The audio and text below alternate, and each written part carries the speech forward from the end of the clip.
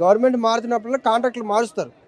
ఇప్పుడు కాంట్రాక్టులు మారుస్తే మాత్రమే కొత్త వాళ్ళకి అవకాశం ఉంటుంది, లేదంటే ఆ పాత వాళ్ళే కొనసాగుతారు. సో ఇప్పుడు పాత వాళ్ళని తొలగించి కొత్త వాళ్ళు కానీ తీసుకోవాలనుకుంటే ఆ కాంట్రాక్టులను పూర్తిగా రద్దు చేయాలి. అలా రద్దు చేయాలంటే రాజకీయ ఒత్తిడి ఉంటుంది, లీగల్ ప్రాబ్లమ్స్ ఉంటాయి. ఇంకోటి వీళ్ళకి ఎక్స్పీరియన్స్ కూడా అడుగుతారు. సో వాళ్ళంతా కూడా కంపెనీ బేస్ మీద ఉంటారు. ఎవరైతే ఇంజనీర్స్ ఉన్నారో వాళ్ళందరూ ఒక ఎల్ఎన్టీ కంపెనీ పెద్ద పెద్ద సంస్థల మీద వాళ్ళ ఎక్స్పీరియన్స్ ఉంటుంది. ఈ కొత్త వారికి ఏంటంటే ఎక్స్పీరియన్స్ ఉండదు, అందుకే అప్రెంటిస్‌షిప్ మినిమం అంటారు. సో అందుకే బీటెక్ చేసే వాళ్ళకి, ఇంజనీరింగ్ చేసే వాళ్ళకి మినిమం 2 ఇయర్స్ ఎక్స్పీరియన్స్ ఉంటే కానీ జాబులు తీసుకోవట్లేదు. ఇది ఒక కారణం ఎక్స్పీరియన్స్లు. సో ఇంకోటి ఏంటంటే వాళ్ళు ఒక కంపెనీ త్రూ మీద గవర్నమెంట్తో వస్తారు. ఇండివిజువల్గా ఇంజనీర్లు గవర్నమెంట్కి వెళ్తే గవర్నమెంట్ తీసుకోదు. అందుకే ఒక కంపెనీ త్రూ మీద ఎప్పుడైతే వస్తారో వాళ్ళకి అవకాశాలు ఉంటాయండి. ఇప్పుడు కాంట్రాక్ట్లు ఇప్పుడు చాలా నిన్న కూడా ఎయిర్పోర్ట్ అంశం మీద కూడా చంద్రబాబు నాయుడు గారు కాంట్రాక్ట్ మీద సీరియస్ అయ్యి మొత్తం రద్దు చేశారు.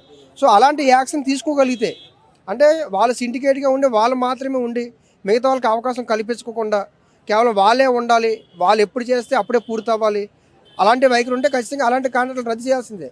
కానీ కొంచెం పొలిటికల్గా కాంట్రవర్సీ అవుతుంది.